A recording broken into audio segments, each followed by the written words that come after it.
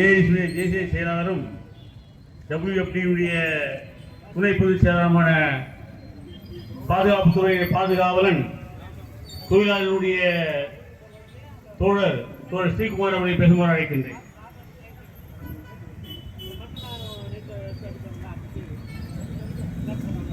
இந்திய கம்யூனிஸ்ட் கட்சி ஆவடி நகர குழு மற்றும் AITUC அமைப்பின் சார்பாக நம்முடைய தோழர்கள் இந்த மாபெரும் ஆர்ப்பாட்டத்தினை இங்கே நடத்தி கொண்டிருக்கிறார்கள்.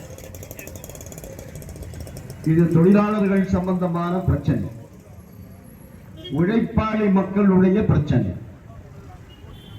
வேலை இல்லாத இளைஞர்களுடைய பிரச்சனை, வியாபாரிகளுடைய பிரச்சனை, ஆவடி வாழ் பொதுமக்களுடைய பிரச்சனை, அரசு துறையிலே பணியாற்றி ஓய்வு பெற்ற பென்ஷன்தாரர்களுடைய பிரச்சனை. எனக்கு முன்னால் இங்கே 88 வயசிலும் இங்கு வந்து இந்த ஆர்ப்பாட்டத்திலே கலந்து கொண்ட நம்முடைய மூத்த தோழர் புருஷோத்தமன் அவர்கள் மனம் நொந்து சொன்னார்.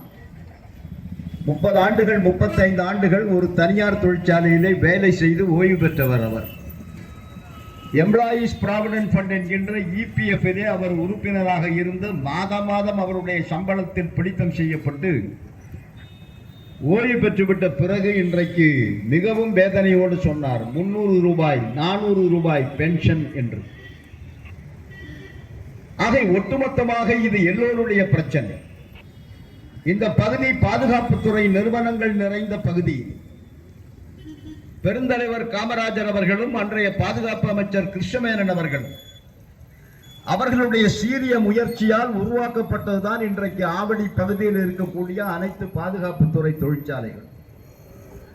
ஒரு காலத்தில் HVF தொழிற்சாலையில் மட்டுமே, டாங்கி தொழிற்சாலையில் மட்டுமே 7000 தொழிலாளர்கள் பணியாற்றினார்கள்.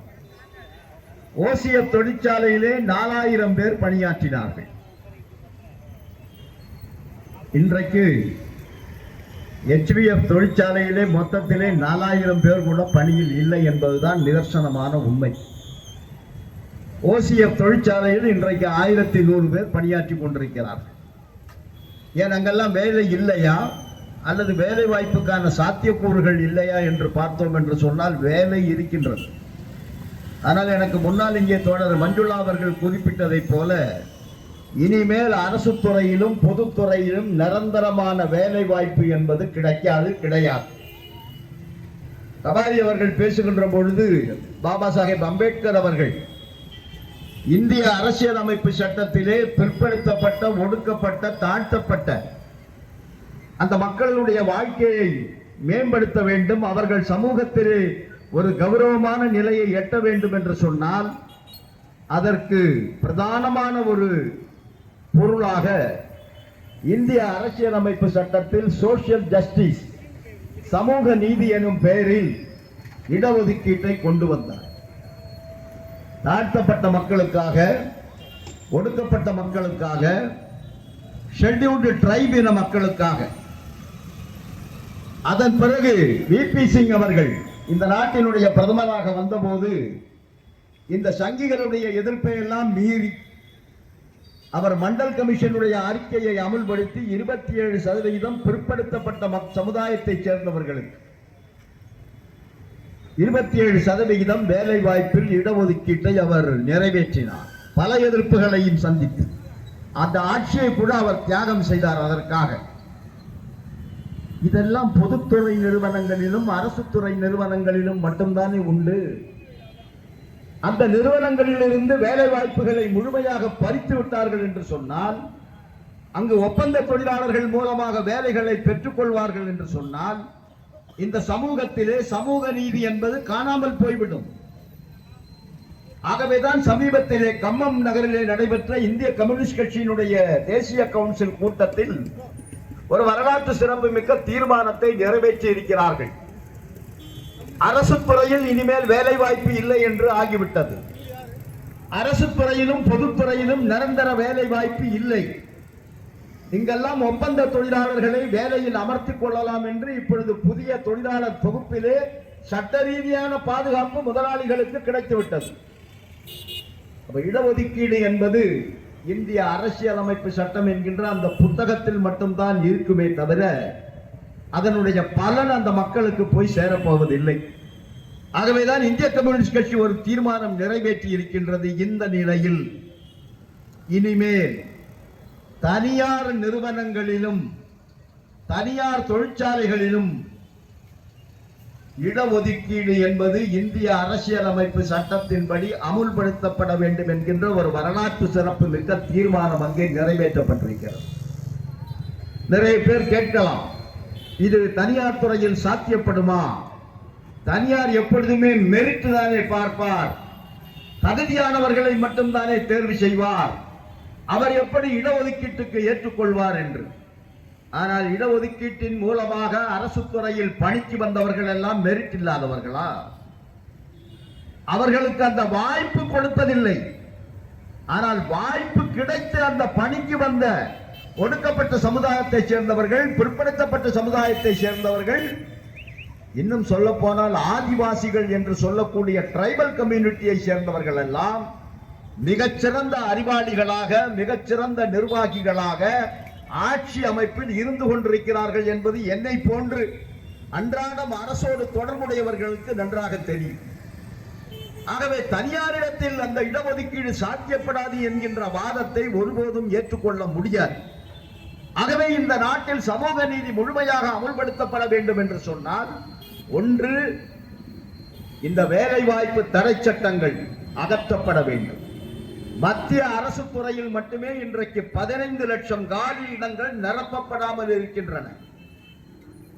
வங்கிகள், இன்சூரன்ஸ் உட்பட உள்ள பொதுத்துறை நிறுவனங்களில் 10 லட்சம் காலி இடங்கள் இருக்கின்றன. நாடாளுமன்றத்தில் சொல்லப்பட்ட தகவல்கள் இவையெல்லாம். 25 லட்சம் இளைஞர்களுக்கு படித்து பட்டம் பெற்று, பொறியியல் பட்டம் பெற்று, சயின்ஸில் பட்டம் பெற்று, விஞ்ஞானத்தில், கணிதத்தில், இப்படி பல்வேறு துறைகளிலே பட்டம் பெற்றவர்கள் அந்த வேலை வாய்ப்புக்கு தகுதி உடையவர்கள். ஆனால் அந்த வேலை வாய்ப்பை செய்யாமல், நிரப்பாமல், ரகசியமாக யாருக்கும் தெரியாமல் இந்த காலி இடங்களை எல்லாம் அழித்து விடு. இந்த காலியாக இருப்பதனால் தான் பாராளுமன்றத்தில் பதில் சொல்ல வேண்டி வருகிறது. எம்பிக்கள், நாடாளுமன்ற உறுப்பினர்கள் எவ்வளவு போஸ்ட் காலியா இருக்கு மத்திய அரசில் அப்படின்னா 15 லட்சம்னு சொல்ல வேண்டி வருது. யாருக்குமே சொல்லாம அதுல ஒரு 10 லட்சம் போஸ்ட் அபாலிஷ் பண்ணு. அடுத்த முறை பார்லிமெண்ட்ல கேட்டா 5 லட்சம் தான் காலியா இருக்குன்னு சொல்லலாம். ஏன்னா 10 லட்சம் போஸ்ட் அபாலிஷ். இந்த தொழிலாளர் விரோத, இளைஞர் விரோத கொள்கைகளைத்தான் இன்றைக்கு இந்த மோடி அரசு கொஞ்சம் கூட வெட்கமில்லாமல் நிறைவேற்றி கொண்டிருக்கிறார். ஆகவே அதை எதிர்த்துத்தான், அதை கண்டித்துத்தான் இங்கே நடந்து கொண்டிருக்கக்கூடிய இந்த ஆர்ப்பாட்டம்.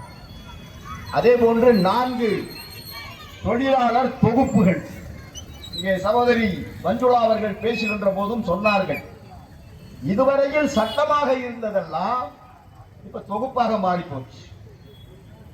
இந்திய நாட்டு உழைப்பாளி மக்கள் 100 ஆண்டுகள் போராடி பெற்ற உரிமை இந்திய தொழிற்சங்க சட்டம் என்பது. சங்கம் அமைக்கின்ற உரிமை நாடு சுதந்திரம் அடைந்து விட்ட பிறகு பாபா சாஹேப் அவர்கள் அந்த அரசியலமைப்பு சட்டத்தை எழுதுகின்ற போது அதில் எழுதிவிட்டார், இந்த நாட்டில் பிறந்த ஒவ்வொரு குடிமகனுக்கும் சங்கம் அமைக்கின்ற உரிமை உண்டு அப்படின்னு அவர் எழுதிட்டாரு. இந்த உரிமை இன்றைக்கு நமக்கு அடிப்படை உரிமையாக இருக்கு. ஆனால் 1917, 18, 19 பிரிட்டிஷ்காரன் வெள்ளை அரசு நம்மை ஆண்டு கொண்டிருந்த போது இந்திய நாட்டு தொழிலாளிகளுக்கு தொழிற்சங்க உரிமையே கிடையாது. 16 மணி நேரம், 17 மணி நேரம், 18 மணி நேரம் பெண்கள், குழந்தைகள் எல்லோருமே இந்த நிறுவனங்களில், தொழிற்சாலைகளில் பணிபுரியணும். அப்படிப்பட்ட ஒரு தொழிற்சாலை சென்னை பெருநகரத்தில் இப்ப அது இல்ல. அதெல்லாம் சினிமா ஷூட்டிங்காக இப்ப பயன்படுத்துறாங்க.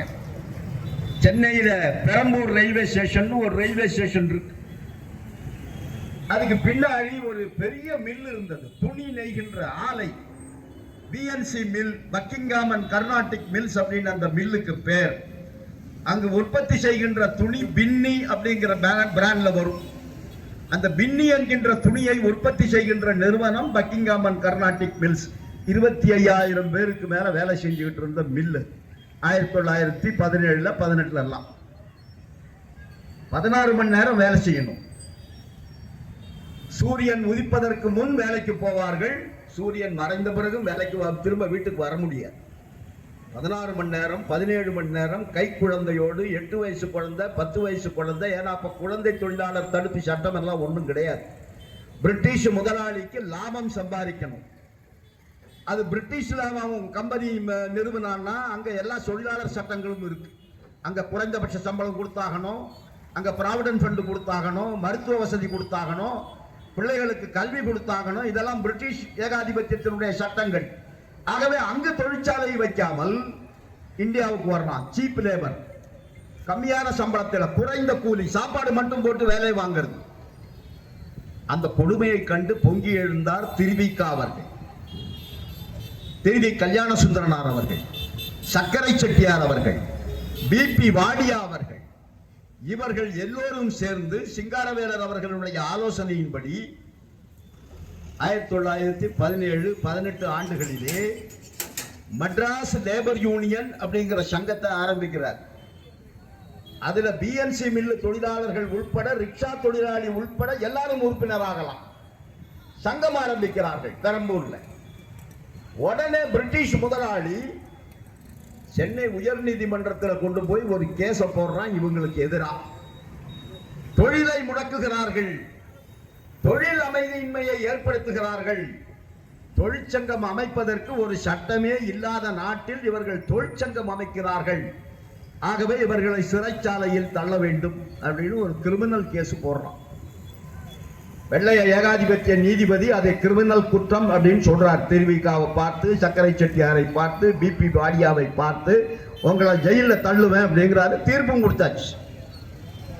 அன்றைக்கு பிரிட்டிஷ் நாடாளுமன்றத்தில் தொழிலாளர் கட்சியினுடைய நாடாளுமன்ற உறுப்பினர்கள் இந்த பிரச்சனையை எழுப்புறாங்க. பிரிட்டிஷ் பார்லிமெண்ட்ல 1922 23 எல்லாம் அவர்கள் எழுப்பி கேட்கிறார்கள், ஓ ராஜ்யம் தானே அங்க நடக்குது, நீதானே ஆள்ற இந்தியாவை, உன்னுடைய காலனி ஆதிக்க நாடாக நீ இந்தியாவை வைத்திருக்கிறாய், நீதான் ஆட்சி செய்கிறாய். பிரிட்டிஷ் மகாராணி மகாராஜா தான் இந்தியாவை ஆளுகிறார்கள். ஆனா நீங்க ஆள்ற பிரிட்டன்ல இங்கு வேலை செய்கிற தொழிலாளிகளுக்கு தொழிற்சங்க உரிமை இருக்கு. அவர்கள் போராடலாம், சங்கம் அமைக்கலாம், தங்களுடைய உரிமைகளுக்காக குரல் கொடுக்கலாம்.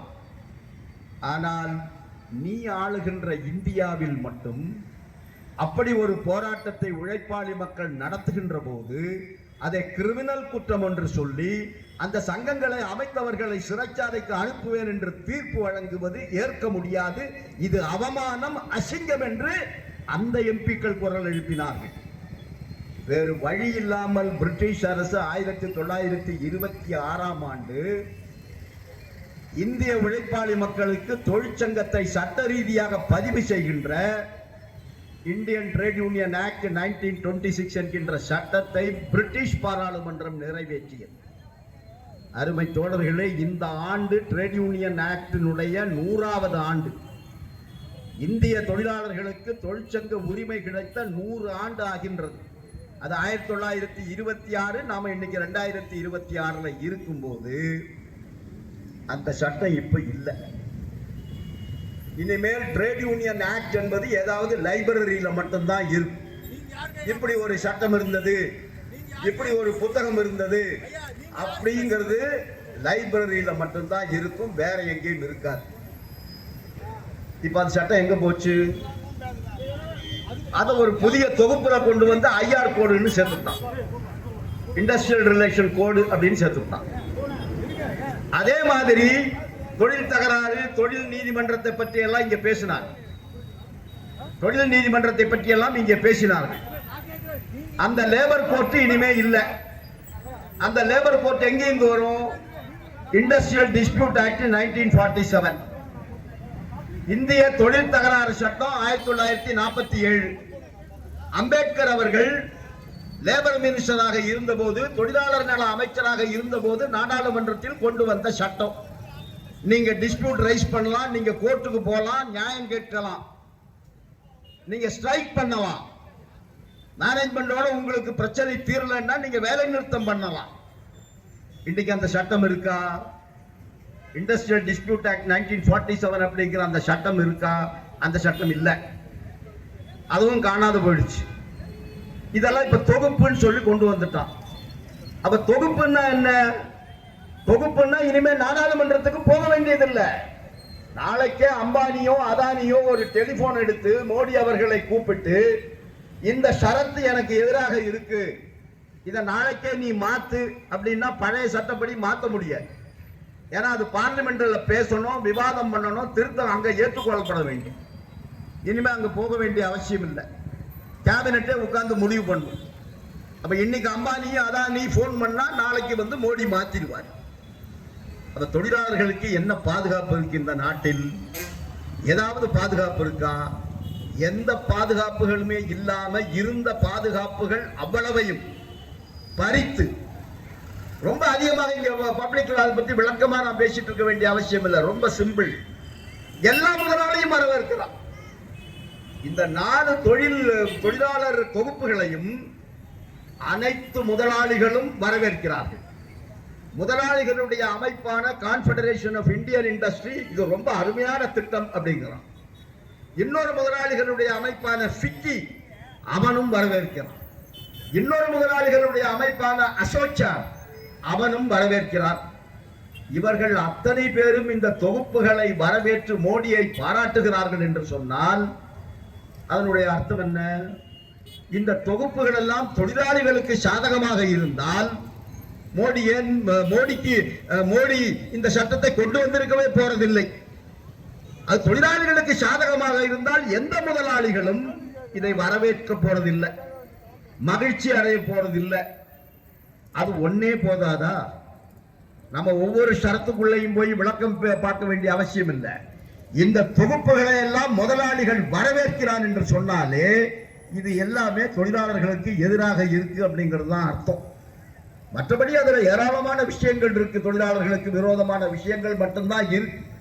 இந்த சட்டம் எதுவுமே தொழிலாளர் தொகுப்பு அல்ல, இது முதலாளிகளுக்கான தொகுப்பு. அதுதான் விஷயமே, வேற ஒன்றும் இல்லை.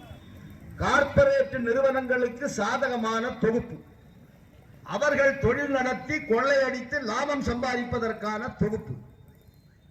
ஆகவேதான் இன்றைக்கு இந்த நாட்டில் ஆளுங்கட்சிக்கு, மத்திய ஆளுங்கட்சியினுடைய BMS மத்திய தொழிற்சங்கத்தை தவிர்த்து மீது எல்லா தொழிற்சங்கங்களும் திராவிட முன்னேற்ற கழகத்தினுடைய LPF உட்பட AITUC, CITU, HMS, AICCTU, UTUC என்று 10 மத்திய தொழிற்சங்கங்கள் இதை எதிர்த்து இன்றைக்கு போராட்ட களத்திலே நின்று கொண்டிருக்கிறார்கள். இந்த போராட்டங்களுக்கு ஆதரவாக இந்திய கம்யூனிஸ்ட் கட்சி தேசிய அளவிலும் மாநில அளவிலும் தங்களுடைய ஆதரவுகளை அறிக்கைகளாக வெளியிட்டிருக்கிறார்கள். நேரடியாக களத்தில் இறங்கி இன்றைக்கு பிப்ரவரி 12 போராட்டத்தை வரவேற்று அதை வெற்றிகரமாக நடத்துவதற்கான பிரச்சார இயக்கங்களை நடத்தி கொண்டிருக்கிறார்கள். அந்த பிரச்சார இயக்கம் தான் இங்கே நடந்து கொண்டிருக்கிறது. ஏனால் ஆவடி என்பது ஒரு கேந்திரமான தொழில் நிறுவனம். பாதுகாப்புத்துறை நிறுவனம் என்பது லாபம் சம்பாதிப்பதற்காக அல்ல, பாதுகாப்புத்துறை என்பது தனியாரிடம் ஒப்படைப்பதற்காக அல்ல, இந்த நாட்டினுடைய பாதுகாப்பிற்கானது. அதை தனியாரிடம் ஒப்படைக்கின்ற போது அவன் லாபம் மட்டுமே சம்பாதிப்பதை நோக்கமாக கொண்டு செயல்படுவான். இந்த நாட்டினுடைய எல்லை பகுதியிலே கார்கில் யுத்தம் நடந்த போது போன்ற ஒரு ஆபத்து வந்தது என்று சொன்னால் அந்த நேரத்தில் ராணுவத்திற்கு முப்படைகளுக்கும் தேவையான கருவிகள் கொடுக்கப்பட வேண்டும் என்று சொன்னால் அதுதான் கொழுத்த லாபம் சம்பாதிப்பதற்கான சரியான நேரம் என்று அவன் கொள்ளை லாபம் அடிப்பான். இல்லை என்றால் அவன் தயாரிக்கின்ற ஆயுதங்கள் எதிரி நாட்டு ராணுவத்திடம் போய் சேரும். இதெல்லாம் கார்கில் நேரத்திலே இந்த அரசுக்கு கிடைத்த கசப்பான அனுபவங்கள். பாடம் கற்றுக்கொள்வதில்லை. -46 டிகிரி -57 டிகிரியில் நம்முடைய ராணுவ வீரர்கள் நின்று கொண்டு எல்லையை பாதுகாக்கிறார்கள். கார்கிலின் போது அவர்கள் உள்ளே ஊடுருவி வந்து விட்டார்கள். பாகிஸ்தான் ராணுவமும் அந்த தீவிரவாதிகளும். ராணுவம் கேட்கிறது, என்னுடைய ராணுவ வீரன் அங்கே நின்று இந்த -47 53 டிகிரி வரைக்கும் உள்ள உறை பனியில் அவன் நின்று எதிரிகளோடு போராட வேண்டும் என்று சொன்னால் அவனுக்கு ஸ்னோ பூட்ஸ் வேண்டும், பனி பிரதேசங்களிலே அணியக்கூடிய காலணி வேண்டும் அப்படின்னு இந்திய ராணுவம் கேட்குது. இந்தியாவில் எங்கேயுமே இல்லை. நாம செஞ்சோம். நம்முடைய பாதுகாப்புத்துறை தொழிற்சாலைகளில் ஒன்றான கான்பூர் தொழிற்சாலை அதை வடிவமைத்தது, அதை உருவாக்கியது. ஆனால் பல்வேறு காரணங்களினால் ராணுவம் அதை ஏற்றுக்கொள்ளவில்லை. அன்றைக்கு ராணுவம் அதை ஏற்றுக்கொண்டிருந்தால் யாரிடமும் போய் பிச்சை எடுக்க வேண்டிய அவசியம் வந்திருக்காது.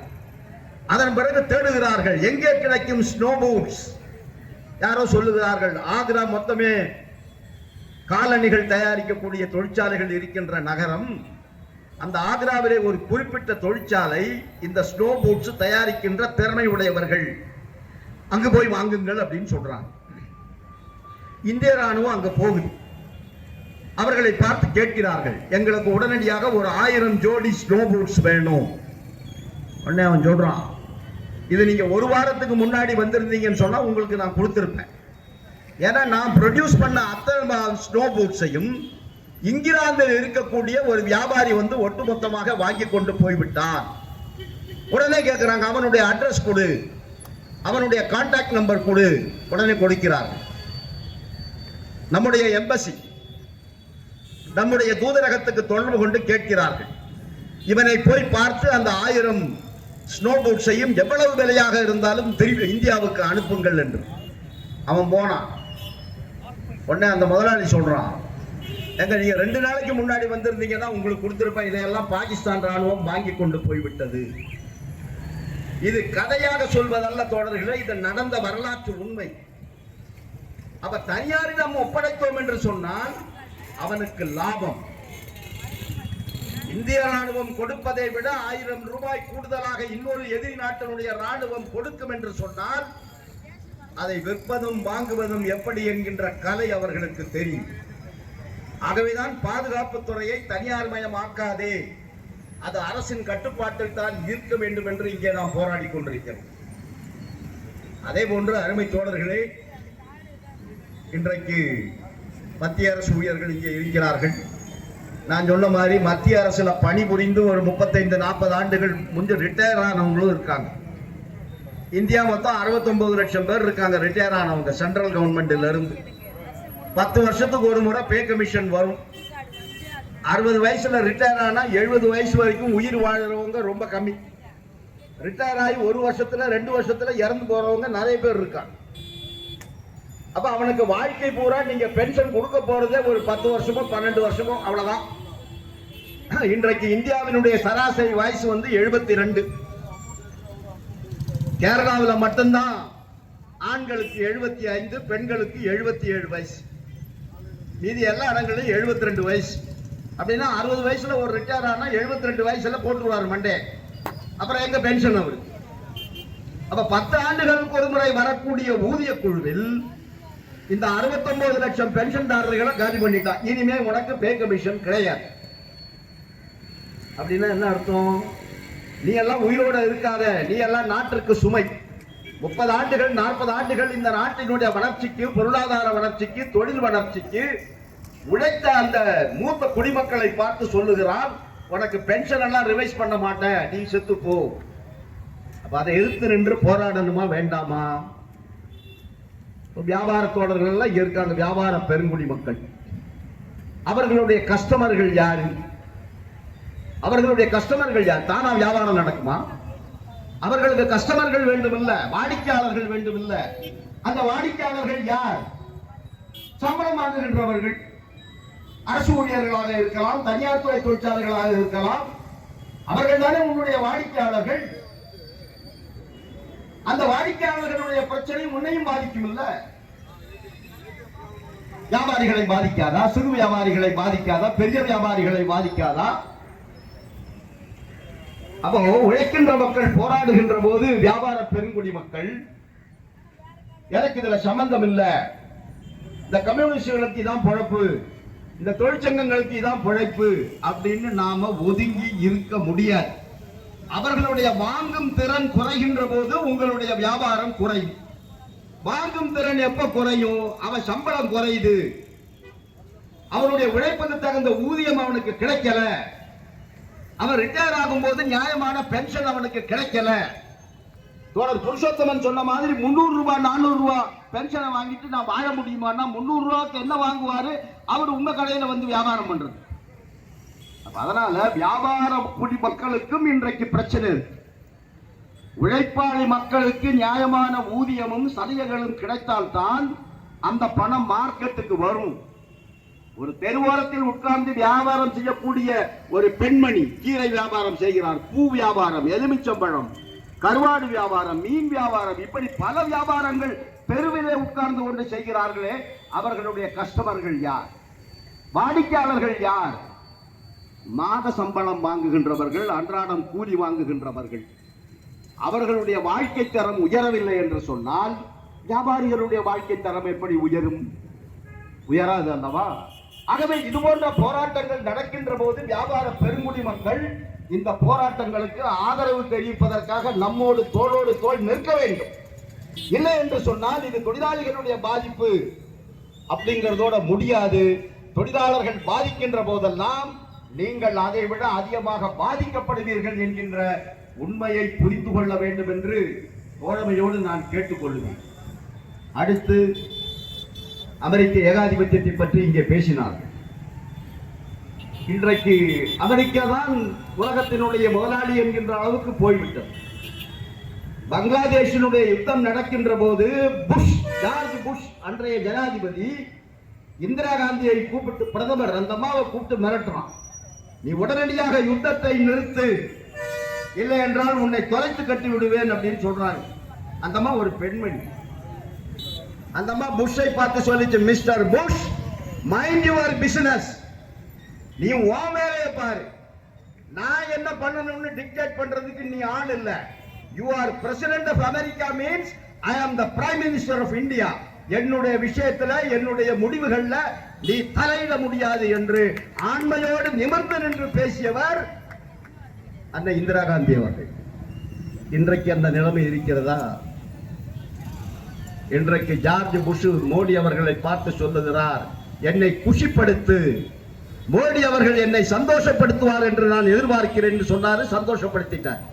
யுஎஸோட ஒப்பந்தம் போட்டு, அமெரிக்காவோட ஒப்பந்தம் போட்டு, அமெரிக்காவில் இருந்து இறக்குமதி செய்கின்ற எந்த பொருளுக்குமே இந்தியாவில் இனிமே வரி இல்லை. அப்ப இந்திய நாட்டில் உற்பத்தி ஆகிற பொருட்களுடைய நிலைமை என்ன ஆகும்? இங்க இருக்கக்கூடிய விவசாயிகள் அவர்கள் உற்பத்தி செய்யக்கூடிய பொருட்கள் என்ன நிலைமையாகும்? ஏன்னா நிறைய பேருக்கு இது தெரியாது. அமெரிக்காவில் பார்த்தீங்கன்னு சொன்னா விவசாயிகளுக்கு அரசு கடுமையான மானியம் வழங்குகிறது. அரிசி உற்பத்தி செய்கின்றவர்களுக்கு, சோளம் உற்பத்தி செய்கின்றவர்களுக்கு, கோதுமை உற்பத்தி செய்கின்றவர்களுக்கு, காய்கறி உற்பத்தி செய்கின்றவர்களுக்கு மிகப்பெரிய மானியத்தை விவசாயம் உயிரோடு இருக்க வேண்டும் என்பதற்காக அமெரிக்க ஏகாதிபத்தியம் தன்னுடைய விவசாயிகளுக்கு வழங்குகிறது. அப்ப அங்கு உற்பத்தியாகின்ற அந்த காய்கறிகள், உணவுப் பொருட்கள் அந்த வியாபாரியை பாதிக்க போறதில்லை, அந்த விவசாயியை பாதிக்க போறதில்லை. அரசு மானியம் கொடுக்குது. அது இந்தியாவுக்குள்ள வந்து இறங்கும் போது அதுக்கு 1% கூட வரியே இல்லை அப்படின்னு சொன்னா, நாம இந்தியாவில் உற்பத்தி செய்கின்றதை விட அவன் குறைந்த விலையில், அடிமாட்டு விலையில் மார்க்கெட்டில் விற்க தொடங்கினால் நம்ம ஊர் வியாபாரியினுடைய, நம்ம ஊர் விவசாயியினுடைய நிலைமை என்ன ஆகும்? இதை பற்றியெல்லாம் கவலைப்படாத ஒரு அரசாக இன்றைக்கு மோடி அரசு இருக்கின்றது. ஒரு நாடு வெனிசுலா என்கின்ற நாடு, அது ஒரு இறையாண்மை உள்ள நாடு, சுதந்திரமான நாடு, மக்களால் தேர்ந்தெடுக்கப்பட்ட பிரைம் மினிஸ்டர் நிக்கோலாஸ் மதேரோ அவர் ஆட்சி புரிகிறார். அங்கே மக்களுடைய நம்பிக்கை பெற்ற பிரதமராக. அமெரிக்க ஏகாதிபத்தியத்திற்கு அடிபணியவில்லை. அந்த நாட்டினுடைய எண்ணெய் வளங்களை ட்ரம்ப் சொன்ன முதலாளிகளிடம் ஒப்படைக்கவில்லை. இந்த ஒரே காரணத்திற்காக ராவோட ராவு தன்னுடைய ராணுவத்தை அந்த நாட்டிற்குள் அனுப்பி ஜனாதிபதி மாளிகையில் தூங்கிக் கொண்டிருந்த வெனிசுலா நாட்டு ஜனாதிபதியும் அவருடைய மனைவியையும் கைது செய்து தன்னுடைய நாட்டிற்கு கொண்டு போய் அவர்களை சிறைச்சாலையில் அடைக்கிறார். உலக நாடுகள் அனைத்தும் அதை வன்மையாக கண்டித்திருக்கின்றது. நம்ம நாட்டில் இவங்க ஆட்சியில் இருக்கிறவங்க அதை கண்டித்தார்களா என்று சொன்னால் கண்டிக்கவில்லை. இன்றைக்கு வெனிசுலாவில் நடந்தது மற்றவர்களுக்கு நடக்காது என்று யாராவது சொல்ல முடியுமா? அமெரிக்க ஏகாதிபத்தியம் இன்றைக்கு எல்லா நாடுகளுமே தன்னுடைய அடிமையாக இருக்க வேண்டும் என்று நினைக்கிறது. வியட்நாமை தகர்க்க பார்த்தது, கியூபாவை தகர்க்க பார்த்தது, வடகொரியாவை தகர்க்க பார்த்தது. எந்த நாட்டை அமெரிக்கா விட்டு வைத்தது? இப்பொழுது இந்தியாவை நசுக்க பார்க்கிறது, இந்தியாவை தாக்க பார்க்கிறது. தன்னுடைய வியாபார நுணுக்கங்கள் மூலமாக அதை எதிர்த்து நின்று குரல் கொடுத்து நம்முடைய உழைப்பாளி மக்களுக்கு, நம்முடைய விவசாயிகளுக்கு சட்டங்களை இயற்ற வேண்டிய இந்த மத்திய மோடி அரசு இன்றைக்கு அமெரிக்காவுக்கு சாதகமாக ஒப்பந்தங்களை போடுகின்றது. ஆகவே அதையும் கண்டித்துத்தான் இந்த இடத்திலே இந்த ஆர்ப்பாட்டம் நடந்து கொண்டிருக்கின்றது. அதே போன்று ஆவடி மாநகராட்சி, தமிழ்நாடு அரசு போதுமான நிதி ஒதுக்கீடு செய்திருக்கிறது என்று தோழர் கபாலி பேசும்போது சொன்னார், ஆவடி நகரத்தினுடைய வளர்ச்சிக்காக. ஆனால் அந்த நிதி எங்கே? எந்த சாலைக்குள் போனாலும் மேடும் பள்ளம், குப்பைகள் காலத்தோடு நேரத்தோடு அள்ளுவதில்லை, சாலைகள் உடைக்கப்படுகின்றது. கேட்டால் நான் தண்ணீர் கனெக்ஷனுக்கு உடைக்கிறேன் அப்படிங்கிறாங்க, டிரைனேஜ் கனெக்ஷனுக்கு உடைக்கிறேன் என்கிறார்கள். பல மாதங்கள். அதன் பிறகு அந்த உடைத்த அந்த ஜல்லி எதுவுமே அந்த குழிக்குள்ள போறதில்லை. எத்தனை விபத்துகள், எத்தனை ஆக்சிடென்ட். பள்ளிக்கூடத்துக்கு போற பிள்ளைங்க, அவசர அவசரமாக வேலைக்கு போகின்ற பெண்கள், ஆண்கள், வயதானவர்கள், இவர்களெல்லாம் கீழே விழுந்து கையையும் காலையும் உடைத்துக் கொள்ளுகின்ற ஒரு அவல நிலைமை ஏற்படுகின்றது. இவ்வளவு பெரிய ஒரு நகராட்சியாக இன்றைக்கு மாறிவிட்டது. ஒரு காலத்தில் இது வெறும் டவுன்ஷிப், டவுன்ஷிப்பிலிருந்து அப்புறம் இது முனிசிபாலிட்டியாக உயர்த்தினார்கள். முனிசிபாலிட்டியிலிருந்து இன்னைக்கு கார்பரேஷனாக உயர்ந்து விட்டது. வருவாய் பெருகிவிட்டது. வருவாய் பெருகிக் கொண்டே இருக்கிறதை தவிர அந்த வருவாயை இந்த பகுதி மக்களுக்கு பயன்படுத்துவதற்கு, அங்கு கான்ட்ராக்ட் முறையிலே வேலை செய்கின்ற ஒப்பந்த துப்புரவு தொழிலாளர்களுடைய ஊதியத்தை மேம்படுத்துவதற்கு, அவர்களுடைய வாழ்க்கை தரம் உயர்த்துவதற்கான பாதுகாப்பு கருவிகள் அவர்களுக்கு வழங்குவதற்கு, இதையெல்லாம் சரியான முறையிலே ஆவடி மாநகராட்சி திட்டமிட்டு அமுல்படுத்த வேண்டும். ஆணையர் இருக்கிறார், மக்களால் தேர்ந்தெடுக்கப்பட்டவர்கள் இருக்கிறார்கள். அவர்கள் என சட்டசபை தேர்தல் வருகின்றது. மோடியை இங்கே நுழையவிட முடியாது. இங்கு அப்படிப்பட்ட ஆட்சி அமையக்கூடாது. மதசார்பற்ற மக்களுக்காக, உழைப்பாளி மக்களுக்காக சிந்திக்கின்ற ஆட்சி இங்கு வர வேண்டும். அப்படின்னா இந்த ஆட்சி நீடிக்கணும் இல்ல. இன்றைக்கு முதல்வர் தலைமையில் இருக்கக்கூடிய இந்த ஆட்சி நீடிக்க வேண்டும். இந்த ஆட்சி கட்டிலை விட்டு போகக்கூடாது, நாட்டு மக்களுடைய நன்மைக்காக.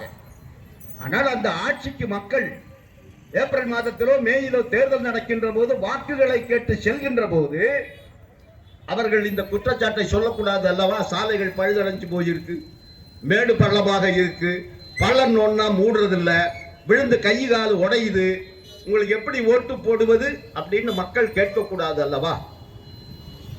ஆவடி மாநகராட்சிக்கு அதுல பொறுப்பு இருக்குல்ல. ஆவடி மாநகராட்சியில் மக்களால் தேர்ந்தெடுக்கப்பட்ட பிரதிநிதிகளுக்கு அந்த பொறுப்பு இருக்குல்ல. அப்ப அரசு ஒதுக்கி இருக்கக்கூடிய அந்த பணத்தை நியாயமாக செலவு செய்து ஆவடி மாநகராட்சியினுடைய வளர்ச்சி, அந்த மக்களுடைய வளர்ச்சி, அந்த மக்களுக்கு திருப்தி இருக்கின்ற பொழுதுதான் ஆவடி சட்டமன்ற தொகுதியில் மீண்டும் திமுக தலைமையிலே, திராவிட முன்னேற்ற கழக தலைமையிலே இருக்கக்கூடிய அந்த கூட்டணி வெற்றி பெறும். அப்படிப்பட்ட ஒரு சூழ்நிலையை உருவாக்குகின்ற கடமையை ஆவடி மாநகராட்சி தவறும் பட்சத்தில் இந்திய கம்யூனிஸ்ட் கட்சியும் ஏஐடியூசியும் வேடிக்கை பார்த்து கொண்டு இருக்காது. 50 பேரோ 100 பேரோ 200 பேரோ அதை எதிர்த்து நின்று குரல் கொடுப்பார்கள் என்பதனை எடுத்து காட்டுகின்ற வண்ணமாகத்தான் இன்றைக்கு இந்த ஆர்ப்பாட்டம் இங்கே நடந்து கொண்டிருக்கிறது. ஆகவே இந்த ஆர்ப்பாட்டத்தை சாதாரணமாக ஆவடி நகராட்சி எடுக்கக்கூடாது. ஏதோ ஒரு 100 பேர் வந்தார்கள், சிகப்பு கொடியை கையில் பிடித்துக் கொண்டு கூட்டம் போட்டுவிட்டு போய்விட்டார்கள் அப்படின்னு நினைக்கக்கூடாது. இங்கு பேசுகிறோம் என்று சொன்னால் என்னை மாதிரி பொது வாழ்க்கையில் இருக்கக்கூடியவர்களை, தொழிலாளர்களை தவிர்த்து பொதுமக்கள் தினமும் ஒரு 50-100 பேராவது சந்திக்கிறார்கள். அப்ப அவர்கள் மனம் குன்றி இந்த பிரச்சனைகளை பேசுகிறார்கள். அப்ப அவர்களுடைய உணர்வுகளை நாம் புரிந்து கொள்ள, அவர்கள் யாரும் இந்த ஆட்சிக்கு எதிரானவர்கள் அல்ல. அவர்கள் எல்லோருமே இந்த ஆட்சி நீடிக்க வேண்டும் என்று விரும்புகிறவர்கள். அவர்கள் எல்லோருமே மதவாத பிஜேபி தமிழ்நாட்டிற்குள் நுழையக்கூடாது என்று விரும்புகின்றவர்கள். அப்படிப்பட்டவர்களுடைய குறைகள், அவர்களுடைய பகுதியில் இருக்கக்கூடிய குறைகள், சுகாதார சீர்கேடுகள், இதையெல்லாம் சரியாக அடையாளம் கண்டு தீர்க்க வேண்டிய பொறுப்பு ஆவடி நகராட்சிக்கு, மாநகராட்சிக்கு உண்டு. நிச்சயமாக இந்த ஆர்ப்பாட்டத்திலே இங்கு எழுப்பிய குரல், இங்கு பேசுகின்ற கருத்துக்கள், இதையெல்லாம் அதிகாரிகள் எங்கிருந்தாவது பார்த்து கொண்டிருப்பார்கள், கேட்டுக் கொண்டிருப்பார்கள் என்று நான் நம்புகிறேன். அவர்கள் நிச்சயமாக அதை குறிப்பெடுத்துக் கொண்டு பொதுமக்களுடைய குறைகளை தீர்த்து வைப்பதற்கு முன்வர வேண்டும். அப்படிப்பட்ட ஒரு சூழ்நிலை வருகின்ற பொழுதுதான் சட்டசபை தேர்தலிலே வாக்குகள் கிடைக்கும், மக்கள் மகிழ்ச்சியாக வாக்களிப்பார்கள், தானாக முன்வந்து வாக்களிப்பார்கள். அப்படிப்பட்ட ஒரு சூழ்நிலையை உருவாக்குவதற்காக மாநகராட்சி தன்னுடைய செயல்பாடுகளை அமைத்துக் கொள்ள வேண்டும் என்பதற்காகவும் தான் இங்கு இந்திய கம்யூனிஸ்ட் கட்சி சார்பிலும் ஏஐடியூசியின் சார்பிலும் இந்த மாபெரும் ஆர்ப்பாட்டம் இங்கே நடந்து கொண்டிருக்கிறது. இந்த ஆர்ப்பாட்டத்திலே பெருவாரியாக நம்முடைய தோழர்கள் மாலை இவ்வளவு நேரம் ஆன போதிலும் இதிலே கலந்து கொண்டு இங்கு வைத்திருக்கக்கூடிய கோரிக்கைகள் 4 தொழிலாளர் தொகுப்புகள் தொழிலாளர்களுக்கு எதிரானது, அது நசுக்கப்பட வேண்டும், அது திரும்ப பெற வேண்டும். தொழிற்சங்க சட்டங்கள் என்பது தொழிலாளர்களை கலந்து பேசி எழுத வேண்டுமே தவிர, நாடாளுமன்றம் என்பது என்ன? நம்ம 26ஆம் தேதி குடியரசு தினம் கொண்டாடணும். குடி அரசு அப்படின்னு இதை அம்பேத்கர் அவர்கள் சொன்னதுக்கு காரணம் என்ன? ரிப்பப்ளிக். இது ஒரு குடி அரசுன்னா குடிமக்களுடைய ஆட்சி. இது மன்னர் ஆட்சி அல்ல, இது குடிமக்களுடைய ஆட்சி. மக்கள் தான் இங்கு சுப்ரீம். மக்கள் நம்ம 140 கோடி பேர் போய் பாராளுமன்றத்தில் உட்கார முடியாது, சட்டசபையில் உட்கார முடியாது. ஆகவேதான் நமக்கு ஒரு ஓட்டு கொடுத்திருக்கிறார் அம்பேத்கர் அவர்கள் அரசியலமைப்பு சட்டத்தில். 1 இண்டிவிஜுவல் 1 vote. ஒவ்வொருவருக்கும் ஒரு வாக்குரிமை இருக்கிறது.